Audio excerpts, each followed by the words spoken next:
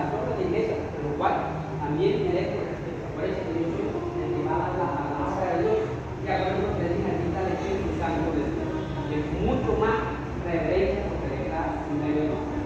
No lo dice la palabra de Dios para cada uno de ustedes y Dios también en su corazón.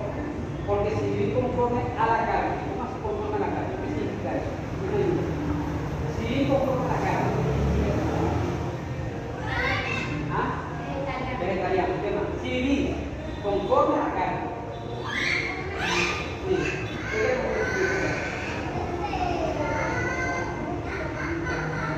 ¿Qué más? Si vivir conforme a la carne.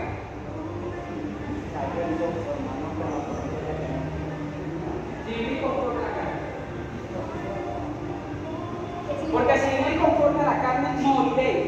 Mas si por el Espíritu hacemos a las cosas de la carne, viviréis.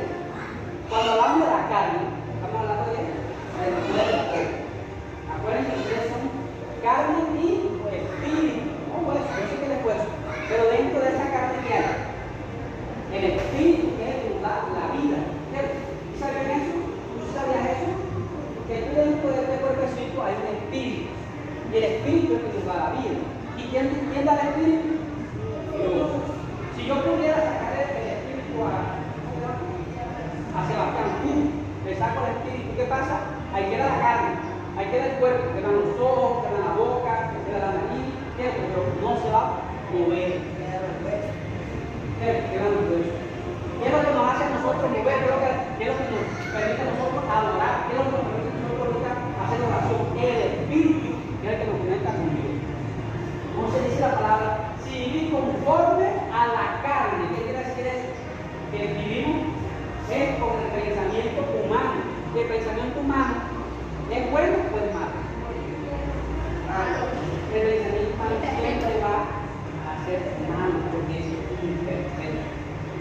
El pensamiento humano siempre va a querer las cosas de la carne, las cosas del cuerpo, las cosas carnales. Hay cosas carnales que de pronto no son pecados, pero son carnales. Te voy a poner un ejemplo claro del fútbol. ¿El fútbol es espiritual o es carnal? El videojuego, el carnal es espiritual. Esos son los pensamientos de la carne. Pero aparte de ese pensamiento del propio de lugar, de verdad, también hay pensamientos carnales muy carnales, que son malos. Igual, un pensamiento carnal malo. Es grosería, ¿cuál más? Echar mentira, eso de la carne. ¿Cuál más? Consumir droga, eso de la carne también. Lo que va satisfaciendo el cuerpo. ¿Algo más? Consumir bebidas embriagantes. ¿Algo más? Las malas influencias. Todo eso son pensamientos carnales. Ahora se van entendiendo. Cuando habla la palabra de la carne, está hablando de el cuerpo, el pensamiento humano. Porque si vivís conforme a la carne, moriréis. ¡Wow! Porque si vivís conforme a la carne, si vivís conforme al pensamiento humano, moriréis. Mas si por el Espíritu, ¿cuál es el Espíritu? Adentro, hacéis morir las obras de la carne, viviréis.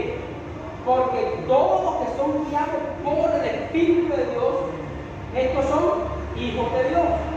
Pues no habéis recibido el espíritu de esclavitud para estar otra vez en temor, sino que habéis recibido el espíritu de adopción, por el cual clamamos a Padre. El Espíritu mismo da testimonio a nuestro espíritu de que somos hijos de Dios. Y si hijos de Dios, también herederos de Dios y coherederos con Cristo, que padecemos justamente con Él, para que justamente con Él seamos gloriosos. ¿Cuáles son entonces los verdaderos hijos de Dios? ¿Los que viven según la carne o los que viven según el Espíritu? Todo aquel, escuche lo que dice la palabra de Dios, que yo creo que ustedes no lo sabían.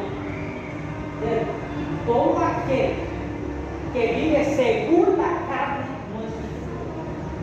Pero todo aquel que vive según el Espíritu, este sí es hijo de Dios.